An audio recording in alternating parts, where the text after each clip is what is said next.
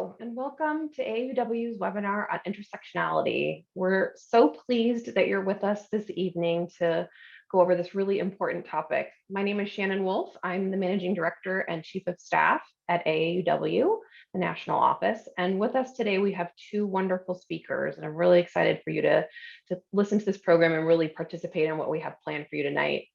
First up, we have Ms. Melissa Ingram Leduc, the Inclusion and Equity Committee Chair and a national AAUW member. We also have with us today Jordan March Glover, who is also a member of the Inclusion and Equity Committee, the State Diversity Officer for Pennsylvania, and a member of the State College AAUW branch. We're here today to talk about intersectionality, and it's an issue that is really important to AAUW. It's one of our values, and it's something that you can learn more about on our website via the Diversity, Equity, and Inclusion Toolkit. And I'll put a link into that toolkit in the chat in just a few moments. But our Inclusion and Equity Committee is working on a series of plug-and-play topics on plug-and-play programs to assist branches in their diversity, equity, and inclusion programming. We've had a series of really great programs. You can find those webinars on our website. They really are resources for branches to learn more about diversity, equity, and inclusion topics and be able to bring those programs back to their states and branches and really do the work locally. So with that, I want to thank Jordan and Melissa tremendously for being with us tonight, and I'm going to throw it over to Melissa to start. Thanks, Shannon. Really appreciate it. So before we go into Jordan's amazing interactive program today, just want to show you how to get to this part of the toolkit.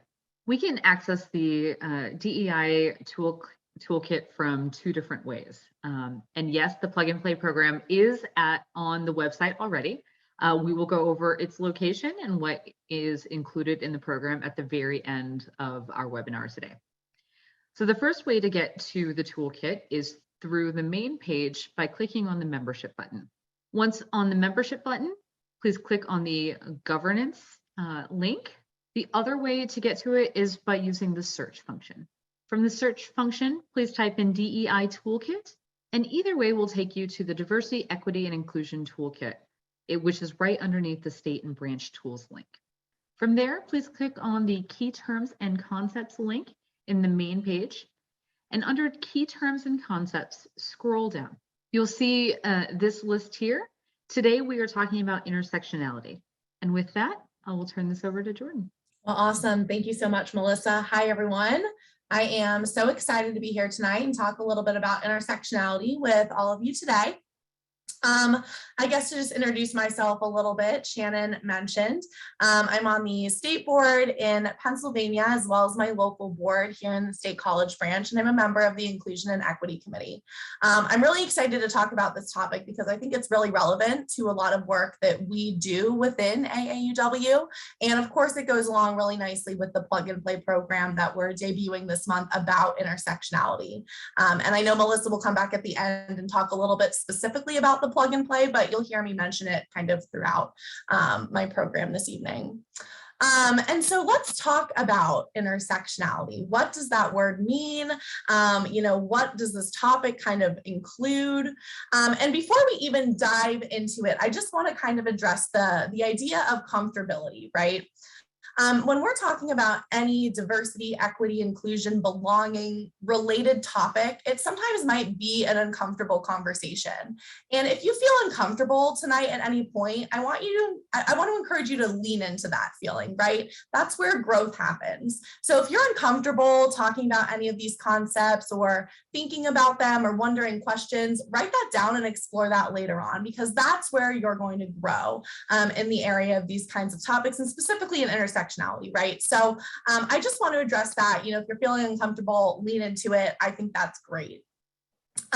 If you would like to discuss any of these ideas further, right? If you have questions, if you want to have a conversation about this, I'm going to mention the Inclusion and Equity Committee as a resource, right? I'm sure many of us would be happy to talk with you if you wanted to. But I also want to plug our state diversity officers. A lot of your state organizations might have a diversity officer. And if you have a diversity officer in your branch, I would really encourage you to engage those people if you just want to talk about intersectionality after we're done this evening. And like I mentioned, we're going to use the chat. I really want to encourage you to get out of your comfort zone, ask questions, participate in the chat. notes, think about them later, really take some time to deconstruct your personal ideas about intersectionality and kind of understand what it might mean to you as we go through this topic. And my last thing here is really just like, don't be afraid to talk about this after tonight. The way that we get more people talking about these concepts is just to talk about them, right? That's how we create things like intersectionality to be more mainstream and have more people understanding that as a concept. So talk about it with your friends, talk about it in your branch, and we'll kind of discuss some ways that you might be able to do that at the end of the program.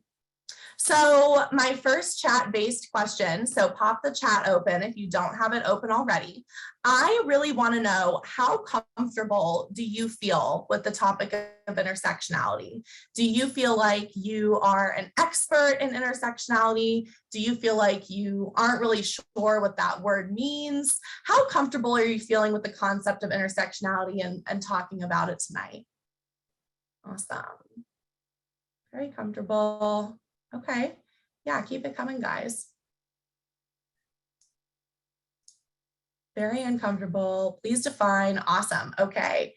Well, you all are reading my mind because my next slide is going to be about defining it. So this is great.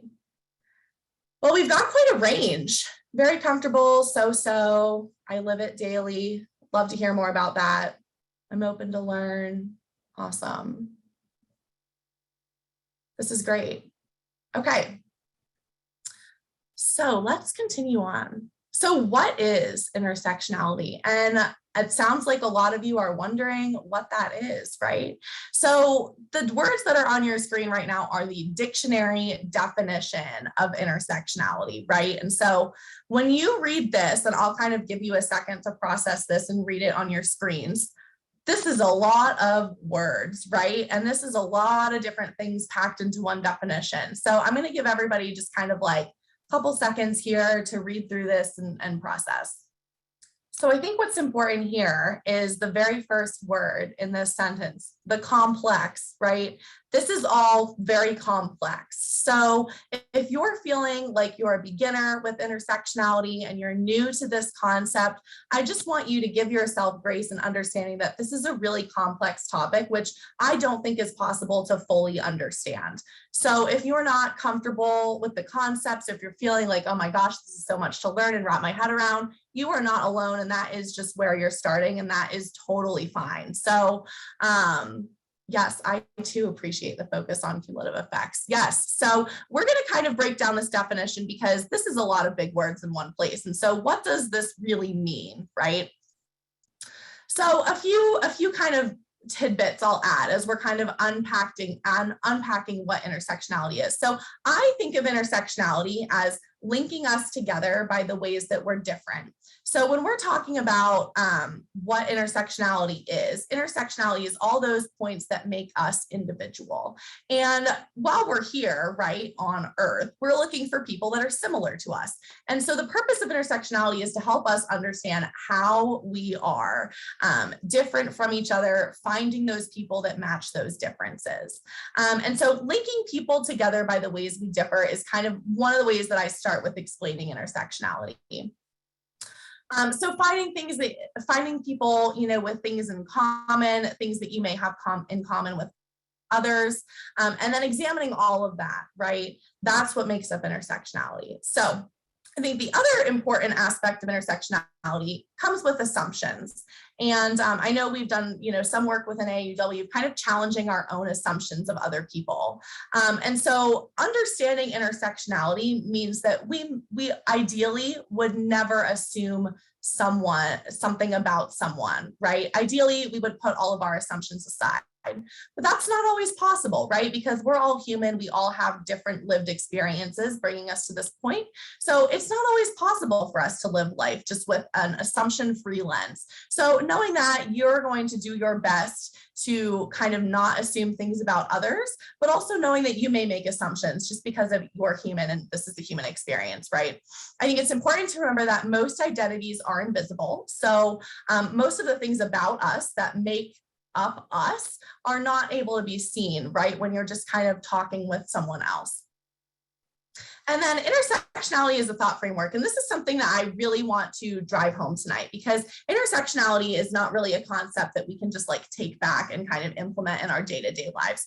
Intersectionality is more about how we think about the world around us and how inclusive we kind of create spaces because of that. So a couple of things I want to talk about, and we're going to dive into both of these topics a little bit as well.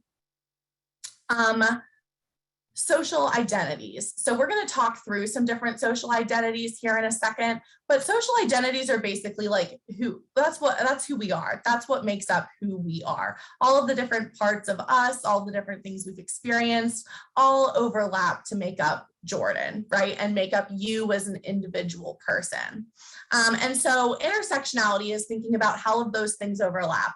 I'm a female, right? I'm also a white female. I come from the United States, right? These are all different things that make up me that all overlap to create my personal experience. And we all hold multiple identities, right? All of us have different things that make us who we are. So all of those together is what makes that intersectional space that creates us. And the second part of intersectionality is how social identities interact with the systems around us, right? The systems that we live within as people that are here. So systems of power and all of those things that are embedded into our society, we all experience those differently based on our intersectional identities. And we'll kind of dive into that a little bit later. And I think something that's important to note, and I always talk about this when I talk about intersectionality, is this is kind of a two-step process. Social identities is easy to understand because we all have social identities. Systems of power is a little bit harder to understand. So if you're starting out with intersectionality tonight, I think the biggest thing to take home is that all of us have these different things that make us who we are. And that's what we're going to explore here in a second. So if you have experience in sociology or maybe human development or any of those kinds of fields, you've probably heard of the Big Eight, which is what we're going to go through here quickly. The Big Eight are really like the big identities that make up people. So these are the typical identities that you see, and the typical things that you'll hear about a person first when you're maybe talking with someone or meeting someone for the first time. So again, not all of our social identities, right, are represented in these 8, but these are the most common ways that we kind of identify and break ourselves down. And at the top of the list is race, right? So race is one of those categories that is socially defined, right? We made up race, but typically when you're looking at someone who fits into a different racial category, this is going to be based on a physical criteria. So this is based on skin color, facial features, those kinds of things. And we categorize ourselves into races based on that. And that helps us to kind of find people that are like us and categorize ourselves that way. So when you're talking with someone, this might be something that you can physically see when you're having a conversation. And like I said, most of those identities are invisible, but this is one that we can often see right off the bat when we're meeting someone new. Now, it's important not to get race and ethnicity conflated. That can sometimes be challenging for people. Race, like I said, kind of is identified based on those physical criteria. Ethnicity is really more based around your cultural origin, right? This could be based around your language, your heritage, all of those different things that make up your personal history and your ethnicity. That could be different from your race, right? And so sometimes those two things can get conflated. I think it's really important to think about them as separate identities, because depending on, what your race is or what your ethnicity is, you may have had very separate experiences from someone else, right? Now, I think sexual orientation at this point in 2022, I don't really think needs much intro, because this is a super mainstream identity that I think people really identify with these days. And I think we're all familiar with some of these mainstream labels that you might have heard: lesbian, gay, heterosexual, straight, queer. These are all things that we regularly use in conversation these days. This is completely mainstream to identify as one of those subcategories, right? So I love talking about this one because I think it's one that we can all identify with. We all know someone who might identify in one of those subcategories. Maybe we ourselves do very strongly. And that obviously depends on personal experience, but that's something that I think is really easy to talk about with others, especially today. And similar to race and ethnicity, you don't want sexual orientation and gender identity to get conflated, right? Because they're two different things. Your sexual orientation is obviously all about your attraction, but your gender identity really is related to where you feel most at home, right? Where do you align in terms of gender? And this may not necessarily align with your birth sex, right? But two different concepts, right, that make up those different categories that, again, make us who we are.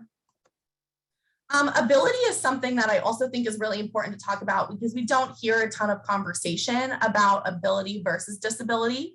And so your ability status could refer to a physical or a mental disability versus being able-bodied, right? And so including that in the Big 8 is super big for people who, maybe they have a disability or identify in that way. That's a huge part of that person's life in some cases. So we definitely need to make sure to include that as well. I think religion and spirituality is pretty self-sufficient, but essentially those of us who hold an institutionalized system of belief or maybe a personal belief system, that's likely a huge part of our identity as well. So including that as a sphere, because that can be very different, right? Depending on who you're talking to, hugely important because that's such a core belief in people's value systems. And nationality, of course, where do you live, right? What's your country of origin? And so that's a huge part of people's identities that, again, can sometimes accidentally be conflated with race or ethnicity, but is entirely completely separate. And the last one of, I think, the most important ones is your socioeconomic status. So your social standing based on income, your position in society, that is hugely going to affect, how you interact with the world around you. And so including that in addition to all of these other these other 7, make up those Big 8 social identities that, again, we typically talk about, right? We typically learn about these as we're interacting with new people. And a lot of our differences fall into one of these main categories. Now, there are many other types of identities, and I really want to hear what you guys think. What other kinds of identities are not on that list, right? Because there's almost an infinite number of social identities out there, and those are just 8. So yeah, age, right? Age, ageism, yep. And that's what I was hoping we would say, education.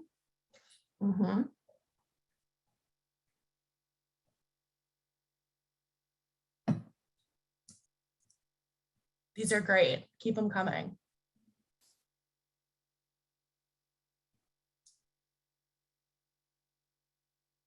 Oh, I love romantic attachment style. That's great. Politics, profession. Yep. Oh, I'm sorry. Yes, I can absolutely put up the list again. Let me bring it back. There's the list, y'all.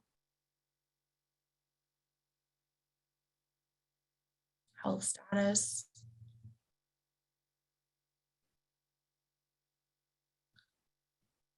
This is awesome. And I'm seeing a lot of the same things too, which I think is great. I'm seeing a lot of marital status. Oh my gosh, they're coming in so fast. Health status, for example, cancer survivor. Yeah, I mean, if that's an identity you hold, that's going to be a huge part of what makes you you, right? Profession, politics, interests, immigrant, marital status, education. Yep, your education level. And all the first ones on here were age. So yeah. And age is an interesting one, right? Because not all of these social identities will change over time, nor will you necessarily get to experience all of the different identities, but age is one of those ones that you do get to kind of experience and changes over the course of your life. So that's awesome. Motherhood, pet owner, yes, agree with that. Awesome. Okay, well, this was so great. Y'all, if you think of more, keep putting them in the chat so we can kind of refer back to that. Awesome. So, and each of us is made up, right, of some combination of these identities. These ones on the screen, all of the ones that y'all are mentioning here in the chat. I mean, like I said, there is kind of that infinite number of social identities. And yes, Ellen. So yeah, good point. Thank you, Ellen. I didn't even realize this was happening. As y'all are responding in the chat, you can click the drop down next to the word to and change it from hosts and panelists to everyone so that everyone can see your responses. Now, you don't have to do that if you don't want everyone to see your responses, but feel free to change that drop down. Thank you, Ellen. Okay.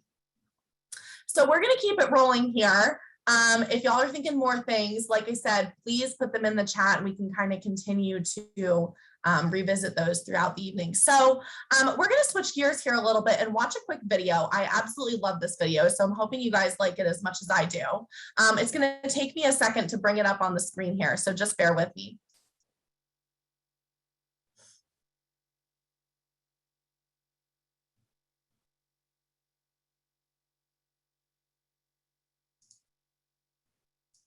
All right.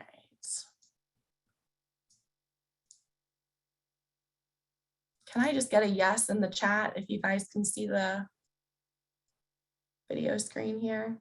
Yes, sweet. All right, we're rolling. I hope you guys enjoyed this video as much as I do. Intersectionality. Have you heard this word before? Even if you have, you might not know what it means. Let's take a look at it. The first part's easy enough. Intersection, a place where things come together. Intersectionality refers to the reality that we all have multiple identities that intersect to make us who we are. It also gives us a way to talk about oppressions and privileges that overlap and reinforce each other. This term dates back to the 1980s and legal scholar Kimberly Crenshaw.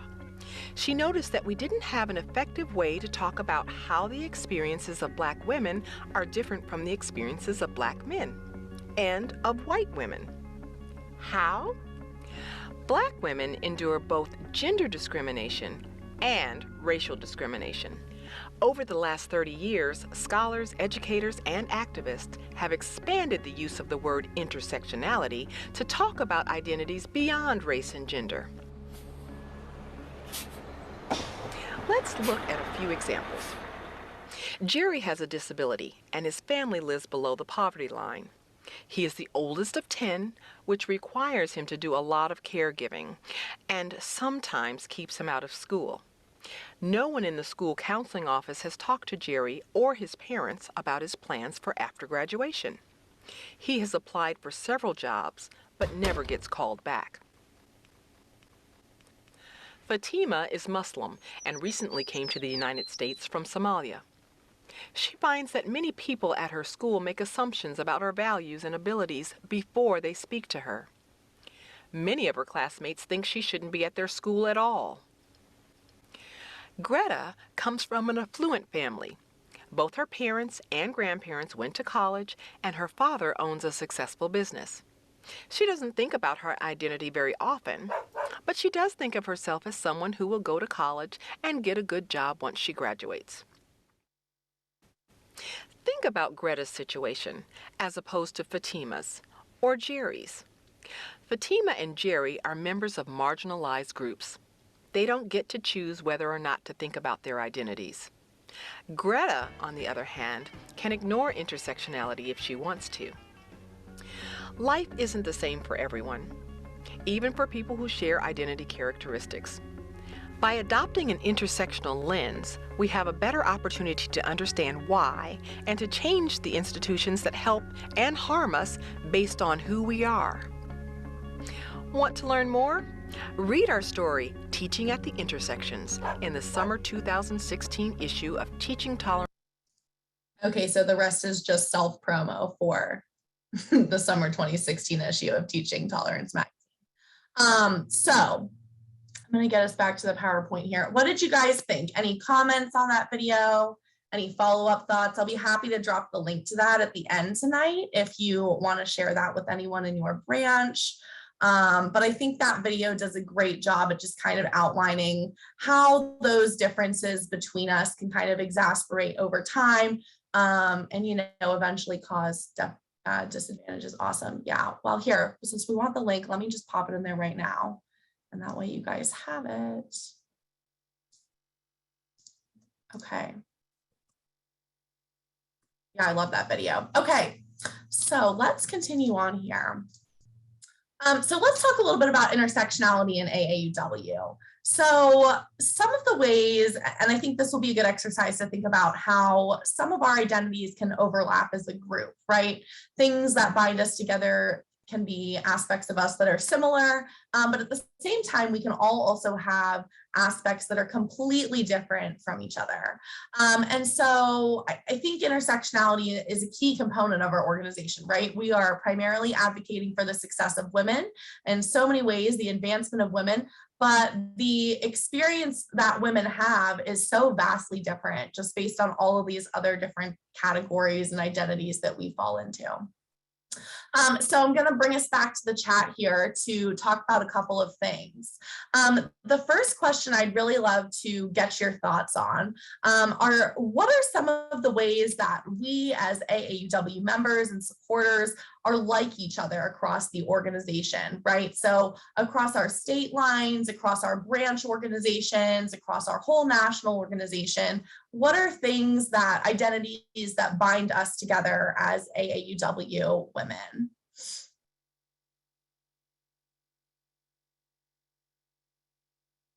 Awesome. Activist, equity. Yes. Education as of now. Yes. Education. Women's and girls issues. Yes. A huge focus on that. Common beliefs about women. Profession. Yeah. The word activist is coming up a lot, which I love. Engaged. Share the mission. Nonpartisan. Yeah. Okay, yeah. So lots of ways that we're similar, right? Desire to work with others, lifelong learning. Oh, I love that one because that really is so true. Supportive of education for women and girls. Mission and value. Yeah, okay, great. So lots there. Now let's switch gears and let's think about the ways that we are different from each other. In what ways do AAUW members differ, right, across the organization? We all may have different backgrounds and different lived experiences. So I'm really interested to know in what ways are you different from your fellow AAUW members?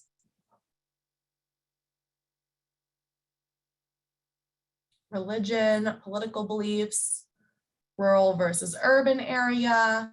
Yes, that's come up a lot, rural versus urban. Non-binary. National origin, political stance, experiences. Age.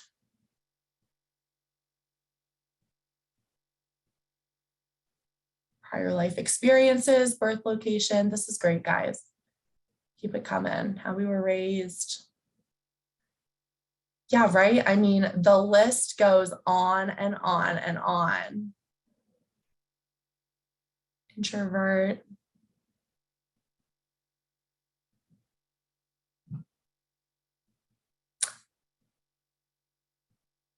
Yeah, awesome. Okay.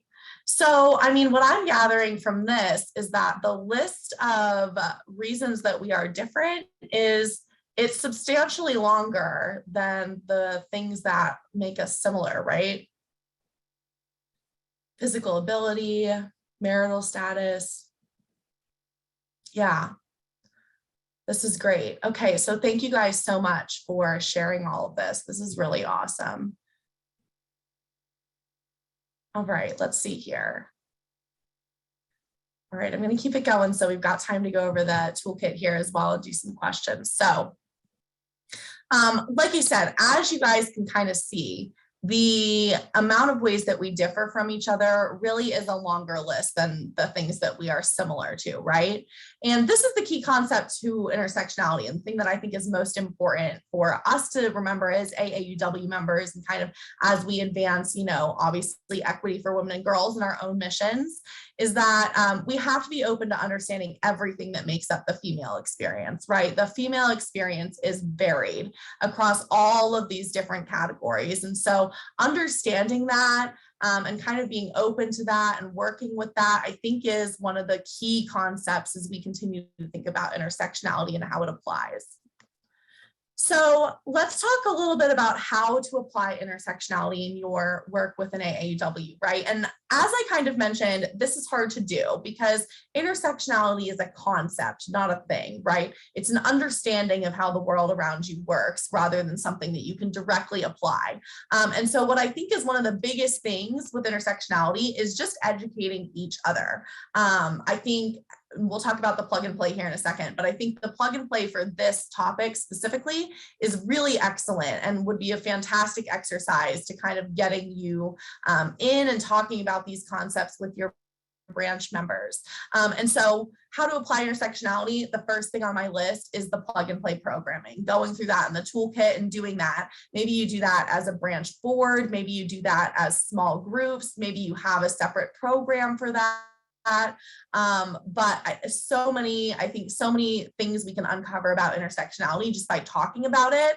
And the plug and play really provides such a detailed guide for that kind of conversation. So like I said, hard to kind of implement, but we can educate on intersectionality. So plug and play programming, one of the things you'll find in the plug and play is, of course, resources, but there are so many resources out there on intersectionality, making that accessible to your members, right? Maybe it's going in your newsletter, even if it's just as simple as, having an area of the newsletter where you can kind of define intersectionality for people and help them learn where they can go to get more specific information. Something like that video we just watched, and there's longer versions of videos like that. There's TED Talks and things that people can look at up if they really want to dive into the topic of intersectionality. So making that accessible for people so that they don't have to kind of dig for it, and kind of putting that word in front of them, right? So that they're seeing the term intersectionality and wondering what that is. And then I think the last piece here is, this is something that you could turn into a branch event or program, right? There are plenty of women out there that are happy to speak on their experiences. What's important is finding someone who feels that they're in a space that they can talk about those kinds of experiences with you or your other members. But I think this is a great topic because understanding how intersectionality impacts each of us, I think, is best understood by sharing personal experiences with each other, which is why I kind of wanted to do this exercise in the chat tonight, so we can kind of all see a little bit more about each other as members. And then the last thing I have on here, before we'll kind of go through the plug and play with Melissa, is really about recruitment and retention. And I won't say much more about this tonight, other than understanding intersectionality would allow us to recruit members, right? If you want people to feel comfortable, if you want to gather membership for your branch, right? Understanding all of those different things that make us different and make us who we are, and understanding how you can kind of grasp onto those and talk to people and kind of engage in a conversation, that will make you more effective and will in turn make your branch more welcoming, right? And so those are the kinds of things to think about. These are just a couple of ideas I had for intersectionality today. I would also love to know more about, anything that you might be thinking about intersectionality. If you have questions about intersectionality, like I said at the beginning, this is just kind of like a place to share your ideas and talk about these concepts. So I'd love to know more. I'm just kind of looking through the chat here right now. Yes, Diane, the original slide that talked about complex cumulative effects, that was the dictionary definition of intersectionality. So we kind of dove into that a little bit deeper, but I don't think you're missing something. I don't think we quite made it back around to that part of the definition in this program tonight. But I think that absolutely is something to dive into in the future. Awesome. Okay, so that is what I have for you guys today. I think Melissa is going to pop back on. There she is. She read my mind. She's going to pop back on next, talk a little bit about this stuff. Thanks so much, Jordan. That was an amazing webinar, an interactive webinar. And for those of you that are in the chat and online still with us, we as a national committee are looking for ideas for next year's webinars. So if there's something that you want to dive into, such as the last question that Jordan brought up, please let us know, and we will give you our email address at the very end of this, so you can send us an email whenever you want with your ideas. So, but before that, let's show all of you where the plug and play programming for this particular webinar is. So now that we've navigated to the plugin or the Diversity, Equity, Inclusion Toolkit, the plug and play programming is on the same menu as the key terms and concepts. But instead of clicking on key terms and concepts, please go over to the arrow and click on plug and play programming. Scroll all the way down. We're doing our plug and play programmings in order. So if you've never been on this page at all, we recommend actually literally following this kind of like a recipe. We're trying to scaffold this or put this in an order that allows you to do one, that then allows you to do another and another, and which builds your knowledge and hopefully helps you grow as a branch or as a state. So with that, Intersectionality Identified, just like our normal plug and plays, give you an overview of what the goal of the program is and our recommendations for the plan.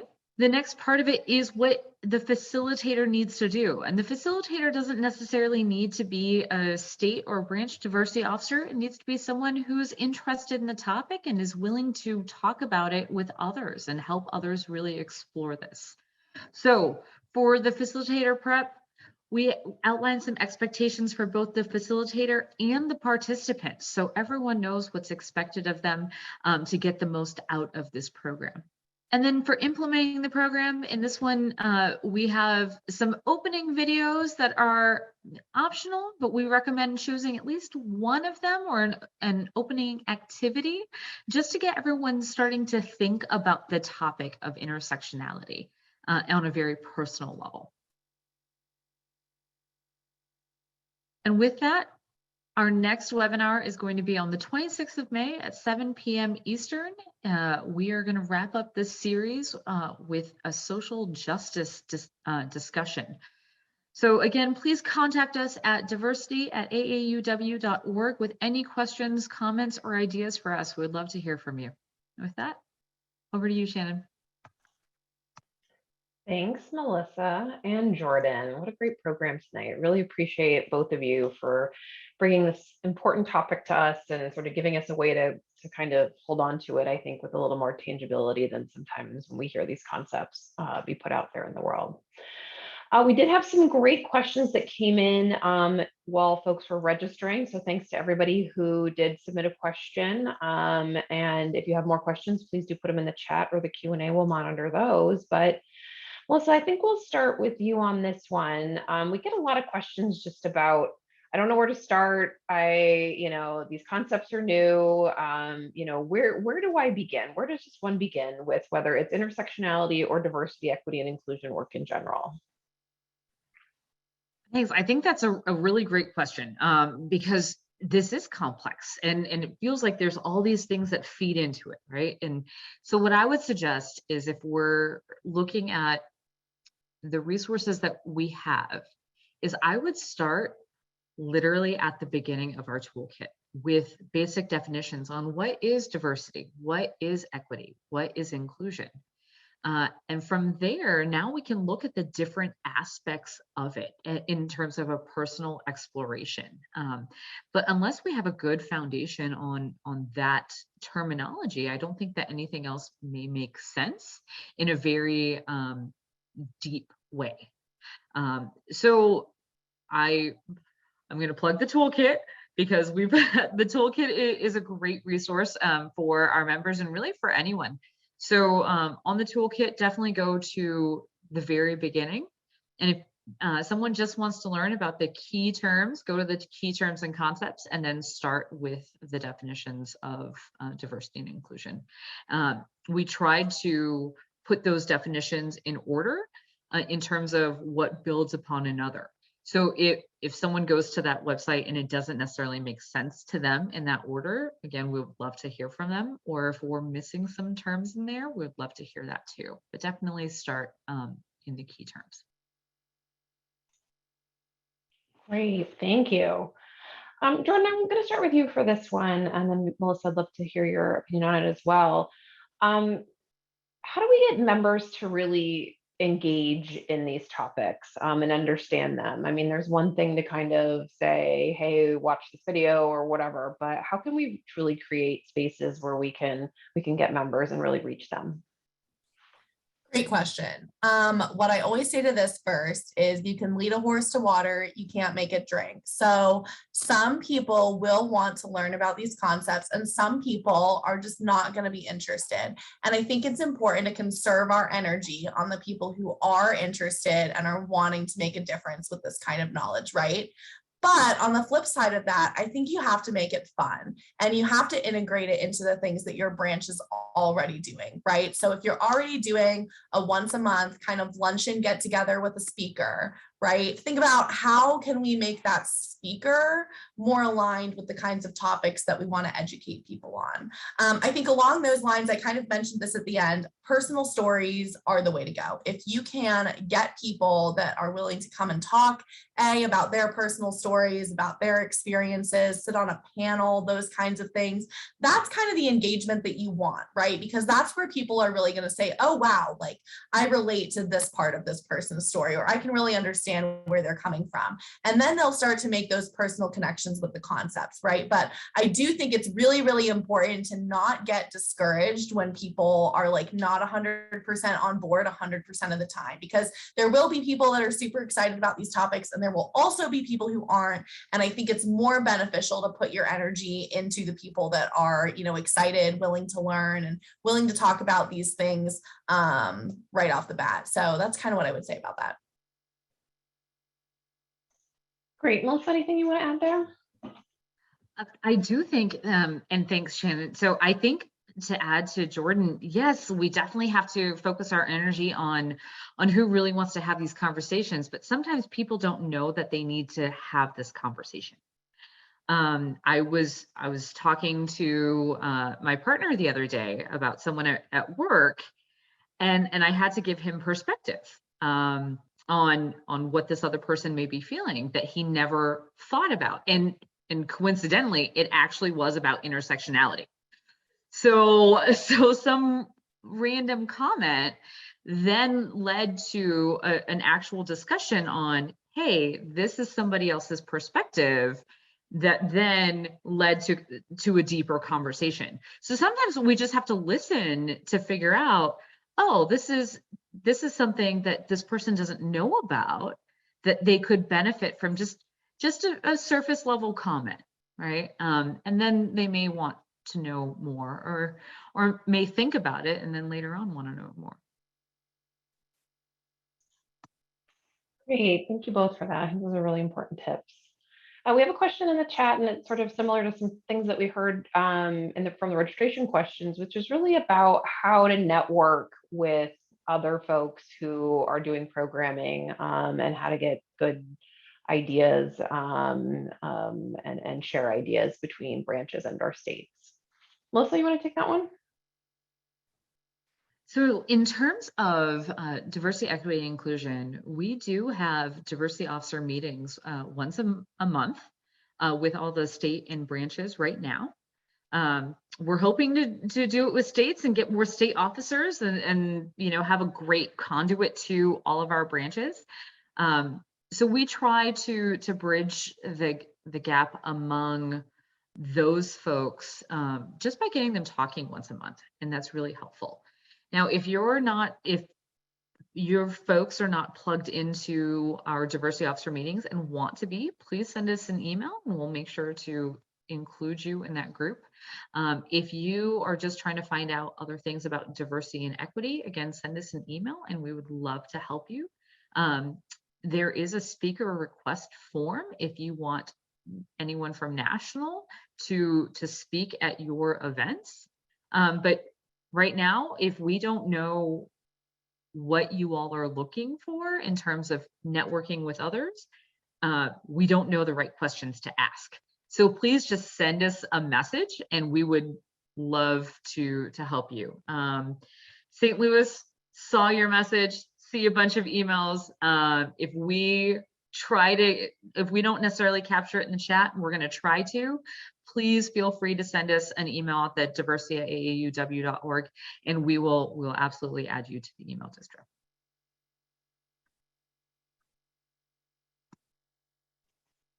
Great, thank you. One what strategies would you suggest to have effective DEI programs when you don't have a budget? I think we can all sympathize with not having a ton of money to do programming or as much programming as you might like. So how would you suggest sort of approaching that if you can't really go out and pay for a speaker or do something like that? Melissa, let's start with you. Sorry. Great question. Most of us don't have budgets. So yes, got it.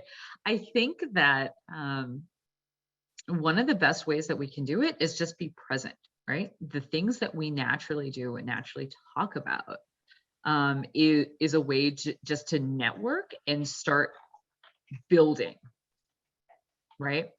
So if we're looking for that type of outreach, and please help me if we're doing something, if I'm going off tangent, right? I definitely think that just us being us out there doing our normal things is really helpful for promoting us and then building us, right? So other branches and states do like lunch and learns, they do Zoom meetings that don't necessarily require money.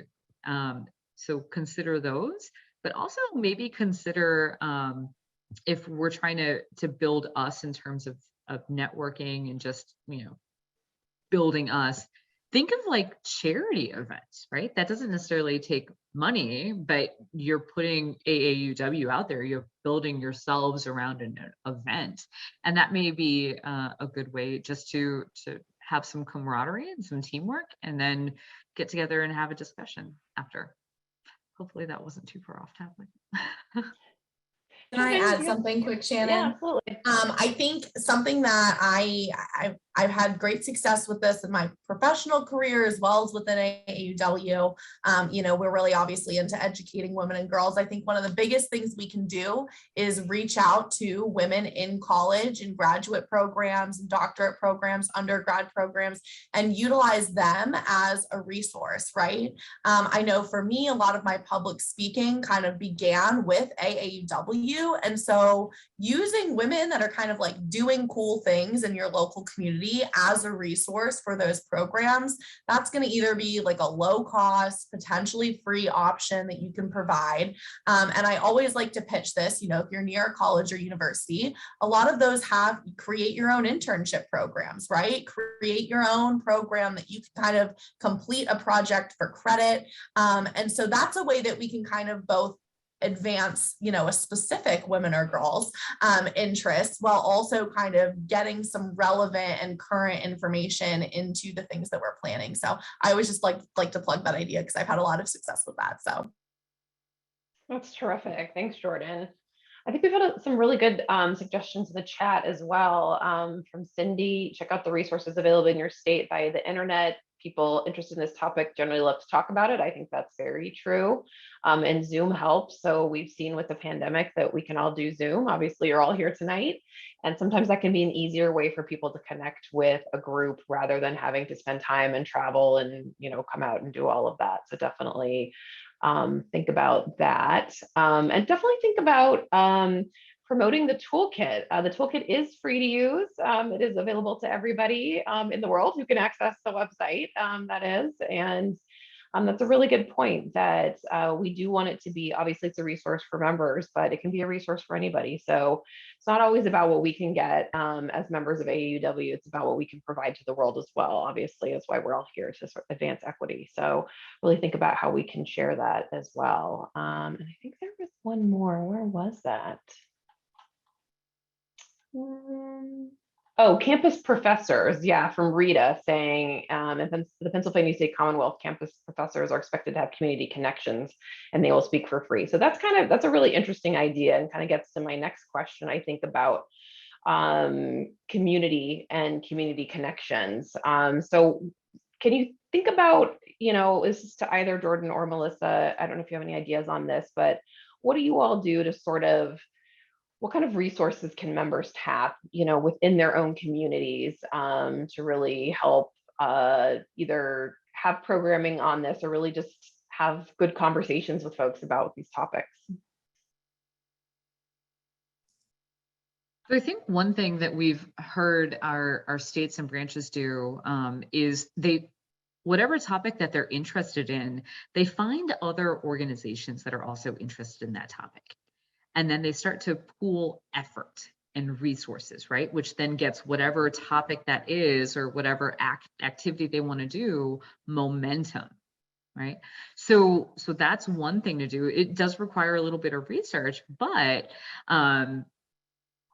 we can definitely further our own mission, our own activities and interests and explore these topics when we are partnering with another nonprofit or just any other group that is interested in those same things. So I definitely think that community outreach and searching for similar interests is for the benefit of everyone. I always say, I think this has to be grassroots, right? So if there's another organization in your community that you want to work with, grab a couple of your branch members and go support them at an event without being like, we're here from AAUW, right? Just like go in and support them, whether it's a fundraiser, whether it's a program they're offering, support a couple of their events and then make that connection, right? Because coming at it and saying like, hey, we would love to work with you, right? Like it sounds like a sales pitch, right? But if you want to be supportive of a different community organization, you want to make sure you're showing that support first. And so that is what I always kind of like start with, because I think that is an easy way to get in there and, make some connections and really build it off of something, rather than just, I totally understand like mutual shared interest and that kind of thing is very important. But when we're at a community level, it's all about really supporting the work that each other is doing and working collaboratively. So I always think that is the best place to start. Great. That's awesome. Very good tip there. It's not always about what we're looking for and what we want, right? It's about sort of identifying folks who have collective goals and figuring out how we can work together and partner towards the goals that we all have, hopefully. All right, and last call for questions in the chat. You have about 10 more seconds before I think we're going to wrap up tonight. But I'm going to drone on a little bit, so it'll allow you a little bit of time to think about any last questions. I really do want to thank Jordan and Melissa for participating tonight. This was a really, really good program, and I hope everyone participating has found it to be beneficial and useful. Really, really proud of the work of the Inclusion and Equity Committee. It's a national committee that has not been around forever. It's something that was established relatively recently for AUW at least. And really the work of that committee has been so pivotal to our work as an organization. The toolkit is not a simple or easy thing to put together. And it's the work of Melissa and Jordan and everyone on the committee who helps make that happen. And they do it all the time. We have programming all the time. And that is really a testament to them and their commitment to this organization and to you all and to making this organization everything it can be and living its mission in terms of equity. So with that, I think we will wrap up for tonight. And I just want to thank you so much for being here. I hope everyone has a really good evening. And I hope you learned a lot today. So thanks a lot. Thanks for participating.